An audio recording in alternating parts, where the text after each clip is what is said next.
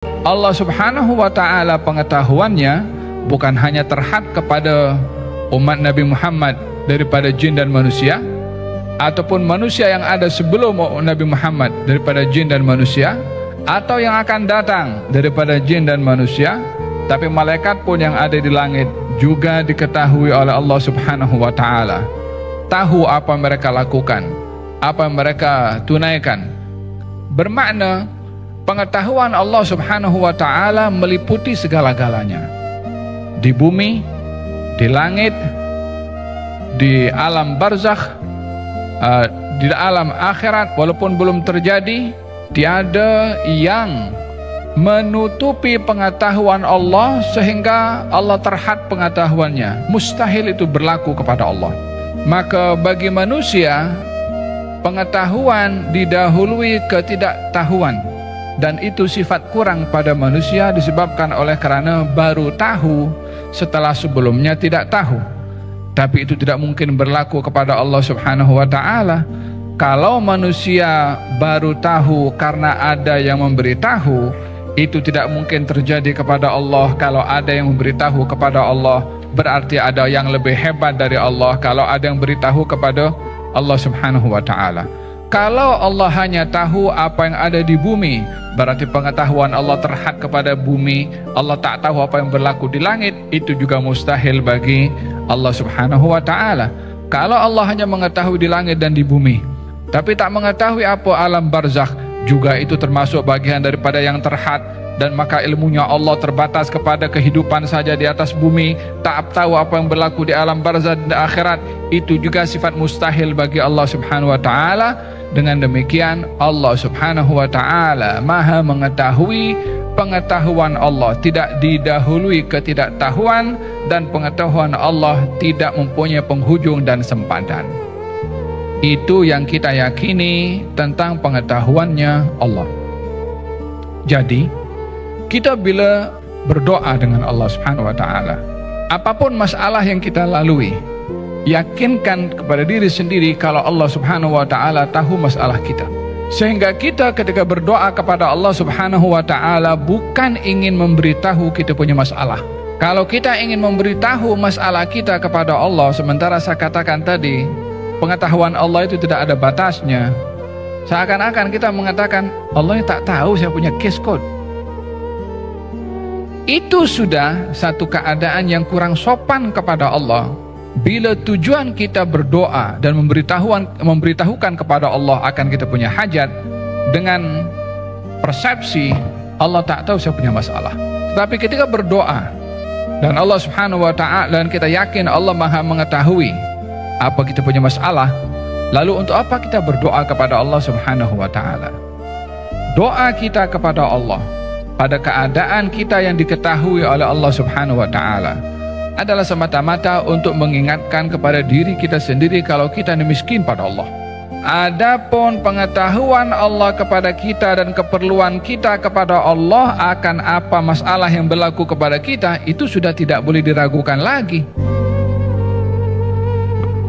Bismillahirrahmanirrahim. Nawaina ta'alum wa ta'lim, tadhakkur wa tadhkir wa nafa wal intifa' wal ifada wal istifadah والحث على التمسك بكتاب الله وسنة نبيه والدلالة إلى الخير والدعاء إلى الهدى ابتغاء مرضات الله وقربه وثوابه آمين اللهم آمين. Firman Allah Subhanahu wa ta'ala dalam surat Al-Isra ayat yang ke-55, wa rabbuka a'lamu biman fis samawati wal ardi. Tuhanmu maha mengetahui sesiapa yang ada di langit dan apa yang ada di bumi. Setelah ayat yang sebelumnya memperbahaskan mengenai bahwasanya Allah Subhanahu wa ta'ala maha mengetahui atas umat Nabi Muhammad sallallahu alaihi wa ala alihi wa sahbihi wasallam, siapa di antara mereka yang layak untuk mendapatkan rahmat dan siapa di antara mereka yang layak untuk mendapatkan adab. Namun pengetahuan Allah Subhanahu wa ta'ala tidak terhad kepada umat Nabi Muhammad sahaja. Pengetahuan Allah tidak hanya terhad pada zamannya Nabi Muhammad sallallahu alaihi wasallam, Di mana di zaman Nabi Muhammad ada golongan munafikin, ada golongan kafirin, ada golongan mukminin. Allah Subhanahu wa taala tahu siapa yang mukmin, siapa yang munafik, dan siapa yang kafir. Namun sebelum umat Nabi Muhammad ada umat-umat yang terdahulu. Allah Subhanahu wa taala juga mengetahui tentang keadaan mereka walaupun semua sudah berada di alam barzakh. Apa yang mereka lakukan dahulu kepada nabi-nabi mereka yang beriman, Allah tahu. Yang tidak beriman, Allah juga tahu. Dan siapa yang munafik daripada kalangan mereka, Allah juga tahu. Manusia yang akan datang kemudian, yang belum ada, Allah pun sudah tahu. Siapa di antara mereka yang beriman, siapa yang munafik, siapa yang kafir. Pengetahuan Allah tidak terhad kepada manusia sahaja yang ada di atas muka bumi. Tapi Allah juga tahu tentang jin. Siapa yang mukmin, siapa yang munafik, siapa yang kafir daripada golongan jin. Baik jin yang terdahulu, jin yang ada di zaman Nabi, atau jin yang akan lahir di masa akan datang. Allah mengetahui akan nasib mereka. Allah juga mengetahui makhluk yang bukan di bumi. Kalau di bumi itu yang mukallaf, yang diberi akal fikiran dan dituntut untuk beriman adalah jin dan manusia. Itu yang ada di atas muka bumi. Tapi di situ ada makhluk yang lain ada di langit daripada kalangan malaikat. Di langit pertama ada malaikat, di langit yang kedua ada malaikat, di langit yang ketiga ada malaikat. Ada malaikat yang menjaga arsy Allah Subhanahu wa taala. Wal malaku ala arja'iha wa yahmilu arsya rabbika fawqahum yawma idin thamaniyah. Ada 8 malaikat yang menjaga arsy Allah Subhanahu wa taala. Maka Allah Subhanahu wa taala pengetahuannya bukan hanya terhad kepada umat Nabi Muhammad daripada jin dan manusia, ataupun manusia yang ada sebelum Nabi Muhammad daripada jin dan manusia, atau yang akan datang daripada jin dan manusia, tapi malaikat pun yang ada di langit juga diketahui oleh Allah Subhanahu wa taala. Tahu apa mereka lakukan, apa mereka tunaikan. Bermakna pengetahuan Allah Subhanahu wa taala meliputi segala-galanya. Di bumi, di langit, di alam barzakh, di alam akhirat, walaupun belum terjadi, tiada yang menutupi pengetahuan Allah sehingga Allah terhad pengetahuannya. Mustahil itu berlaku kepada Allah. Berbicara tentang pengetahuan manusia dengan satu dengan yang lain atau makhluk secara umumnya, mereka akan dikatakan mengetahui, pastinya didahului dengan ketidaktahuan. Barulah dia menjadi tahu. Maka bagi manusia, pengetahuan didahului ketidaktahuan. Dan itu sifat kurang pada manusia disebabkan oleh karena baru tahu setelah sebelumnya tidak tahu. Tapi itu tidak mungkin berlaku kepada Allah Subhanahu wa taala. Kalau manusia baru tahu karena ada yang memberitahu, itu tidak mungkin terjadi kepada Allah. Kalau ada yang memberitahu kepada Allah, berarti ada yang lebih hebat dari Allah. Kalau ada yang beritahu kepada Allah Subhanahu wa taala. Kalau Allah hanya tahu apa yang ada di bumi, berarti pengetahuan Allah terhad kepada bumi. Allah tak tahu apa yang berlaku di langit, itu juga mustahil bagi Allah Subhanahu wa taala. Kalau Allah hanya mengetahui di langit dan di bumi, tapi tak mengetahui apa alam barzakh, juga itu termasuk bagian daripada yang terhad. Dan maka ilmunya Allah terbatas kepada kehidupan saja di atas bumi, tak tahu apa yang berlaku di alam barzakh dan akhirat. Itu juga sifat mustahil bagi Allah Subhanahu wa taala. Dengan demikian Allah Subhanahu wa taala Maha mengetahui. Pengetahuan Allah tidak didahului ketidaktahuan, dan pengetahuan Allah tidak mempunyai penghujung dan sempadan. Itu yang kita yakini tentang pengetahuannya Allah.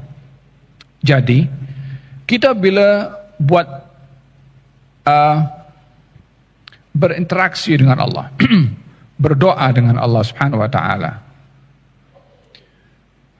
apapun masalah yang kita lalui, yakinkan kepada diri sendiri kalau Allah Subhanahu wa taala tahu masalah kita.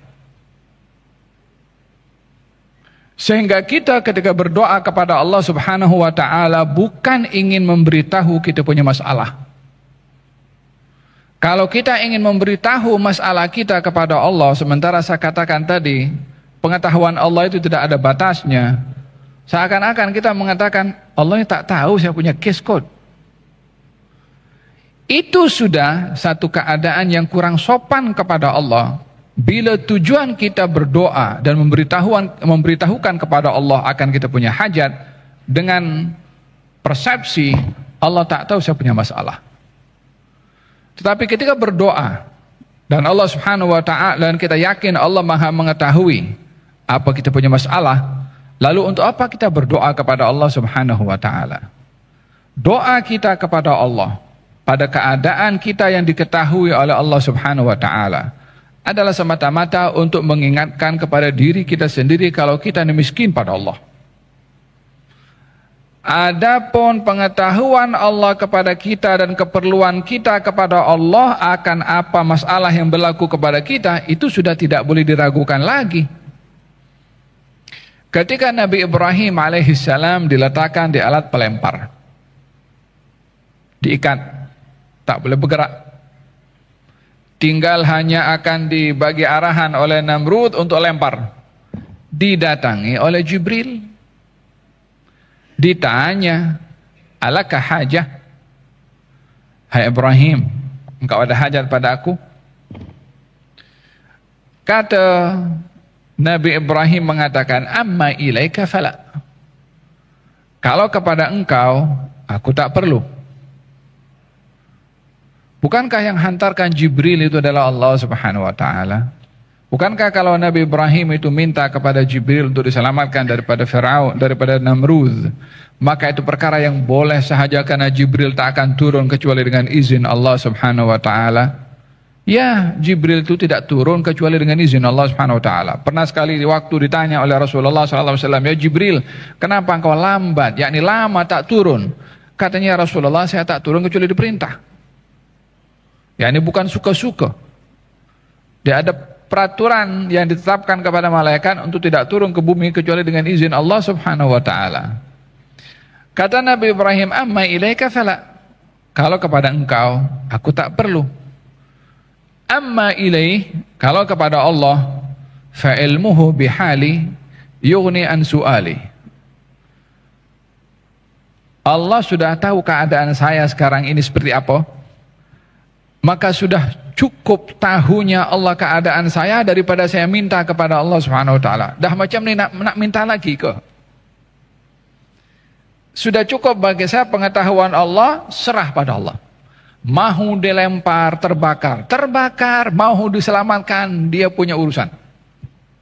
Ilmuhu bihali yughni an su'ali. Kalimat ini tidak boleh fahami Nabi Ibrahim sombong tak minta.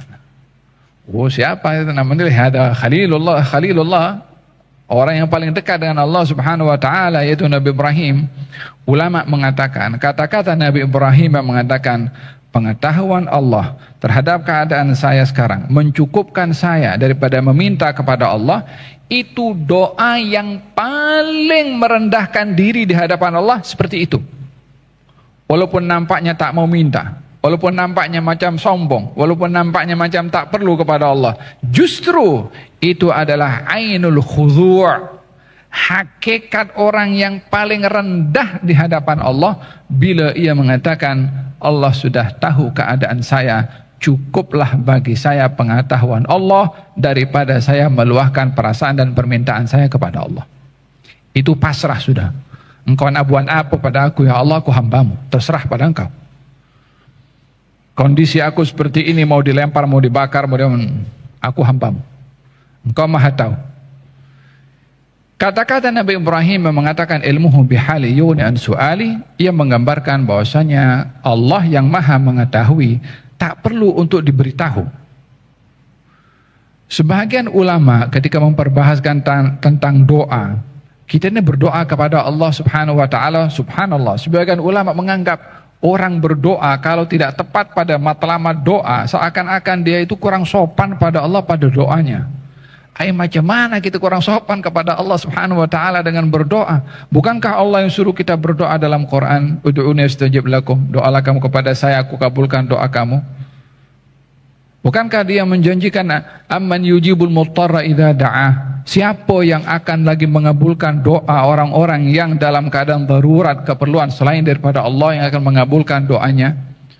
Bukankah Allah berfirman dalam Al-Quranul Karim, wa idza sa'alaka ibadi anni fa inni qarib ujibu da'watad da'i idza da'an. Kalau hambaku bertanya kepadamu tentang aku, katakan aku ini dekat, aku kabulkan doa orang berdoa kepada aku, kata Allah Subhanahu wa taala. Dan perintah dalam doa jelas. Dalam hadis Nabi Muhammad SAW pun jelas. Allah suka kepada orang yang suka berdoa kepada Allah Subhanahu wa taala. Tapi sebahagian mengatakan orang yang berdoa kepada Allah Subhanahu wa taala dia kurang sopan pada Allah Subhanahu wa taala. Apa maksudnya? Jadi kalau mendengarkan kata-kata seperti ini jangan salah faham. Yakni likulli maqamin maqal. Setiap level iman seseorang itu ada dia punya bahasa sesuai dengan levelnya pada level iman.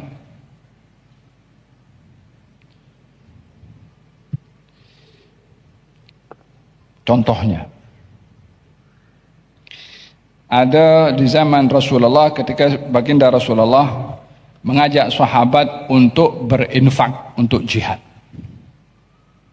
Maka Sayyidina Umar datang, saya akan dahului Abu Bakar dalam bersedekah. Maka diambil separuh daripada kekayaan Sayyidina Umar diserahkan kepada Rasulullah. Sayyidina Umar menyangka kalau beliau sudah memberikan yang terbaik dan terbanyak. Yakni kalau dia ada 1.500 dibagi. Yakni separuh daripada kekayaannya. Datang kepada Rasulullah, ditanya oleh Rasulullah, apa yang kamu tinggalkan untuk keluargamu wahai Umar? Katanya aku tinggalkan separuh daripada hartaku. Datang sebentar lagi Sayyidina Abu Bakar, diserahkan harta untuk jihad. Nabi tanya, apa yang tinggalkan untuk keluargamu wahai Abu Bakar? Katanya aku tinggalkan untuk mereka Allah dan Rasulnya. Maknanya semua dia punya duit dikasih kepada Rasulullah sallallahu alaihi wa ala alihi wasallam. Level iman Sayyidina Abu Bakar tidak boleh diukur dengan level iman Sayyidina Umar. Dan ketika perbezaan kedudukan iman antara keduanya, kita tak boleh menilai, Sayyidina Abu Bakar tak pikir keluarganya ke? Kita adalah satu kekeliruan bisa bila menilai orang mengikut kita punya pemahaman. Sebelum kita itu mengenal pasti pemahaman orang itu macam mana. Berlaku juga kepada Sayyidina Ahmad ibn Hanbal, kepada Syaiban al-Ra'i, Al-Imam Syekh Syaiban. Al-Imam Ahmad ibn Hanbal bertemu dengan Syaiban, salah seorang alim dan arif. Katanya, saya datang kepada kamu mau tanya dengan beberapa soalan. Katanya, silahkan. Katanya, apa hukum orang kalau lupa dalam salat 3 atau 4? Apa patut dia buat? Kata Syaiban Rai mengatakan, dalam mazhab kamu atau mazhab aku? Kata Imam Muhammad, dua-dua madhab. Walaupun awalnya ada 2 madhab ke, ada 2 pendapat ke? Katanya ada. Dalam dua-dua madhab. Dalam madhab kamu, orang kalau lupa 3 atau 4, ambil yang paling sikit 3, tambahkan 1 lagi, kemudian sujud sahwi. Kalau dalam madhab kamu, kalau dalam madhab aku, orang ini kena rotan. Macam mana boleh lupa pada Tuhannya sementara dia berada dalam keadaan salat? Kalau saya ada kambing 40 ekor, berapa zakat yang perlu untuk dikeluarkan? Kata Syaiban Rai mengatakan, madhab kamu atau madhab aku? Oh, 2 pendapat juga.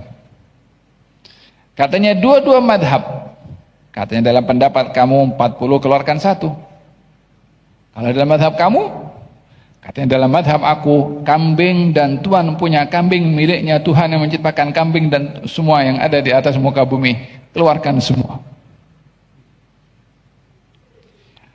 Kata-kata ini tidak boleh hanya dilihat daripada aspek hukum fiqh, walaupun ianya adalah bahagian daripada dasar syarak. Tapi muamalah seseorang dengan Allah Subhanahu wa taala adalah berbeza mengikut level keimanan satu dengan yang lain. Oleh sebab itu dikatakan, kalau imannya Abu Bakar itu diletakkan di satu timbangan dan iman orang-orang lain pada timbangan yang lain, iman Abu Bakar lebih berat daripada iman orang lain. Nak dibandingkan dengan sahabat-sahabat Nabi, walaupun sama-sama sahabat, tapi level keimanan berbeza satu dengan yang lain. Faham tum? Dan ketika berbicara tentang sikap orang kepada Allah Subhanahu wa taala, mengatakan orang kalau berdoa itu macam tidak sopan kepada Allah, bila maksudnya saya kalau berdoa, kalau seorang berdoa kepada Allah dalam keadaan sakit, kemudian diminta sehat kepada Allah Subhanahu wa taala, masa dia sebelum sakit Allah tahu tidak kalau dia akan sakit? Allah tahu. Kalau seseorang itu dalam keadaan sakit, agaknya Allah tahu tidak keperluan orang itu yang ingin sembuh? Allah tahu. Jadi kalau Allah sudah tahu apa yang diperlukan oleh orang itu untuk sehat, dia masih minta kepada Allah, sementara Allah sudah tahu, dia mengingatkan kepada Allah seakan-akan lambat kasih apa yang dia nak dari Allah Subhanahu wa taala, dan itu adalah satu sikap yang tidak sopan. Atau dia menganggap Allah tak tahu kalau dia mahu sembuh, maka itu pun juga sikap tidak sopan kalau mengatakan Allah tidak tahu. Jadi daripada itu, mereka mengatakan minta kepada Allah, doa kepada Allah seakan-akan ada sikap yang kurang sopan kepada Allah. Imam Nawawi menjelaskan hal ini dalam kitab Al-Azkarnya, namun ketika diberi mencantumkan antara sopan dan adab kepada Allah pada permintaan dan doa dengan perintah Allah untuk berdoa, seseorang ketika berdoa bukan ingin memberitahukan apa yang kita perlu, bukan ingin mengingatkan Allah apa yang kita mahu, tapi lebih kepada untuk menunjukkan kalau kita yang perlu kepada Allah Subhanahu wa taala, bukan karena Allah tak tahu atau lambat pemberian Allah Subhanahu wa taala kepada apa yang kita minta, namun lebih mengingatkan kepada diri sendiri, saya ini miskin, saya ini susah, saya ini sakit, ingin saya sembuh. Yang melihat kepada kekurangan yang ada pada diri sendiri berbandingkan melihat apa yang kurang pada Allah Subhanahu wa taala, dan itu adalah sikap yang tidak sopan bila melihat demikian kepada Allah Subhanahu wa taala. Rabbal alamin ya Rahmanu ya Rahim, salli Rabbi wa sallim ala khairil mursalin.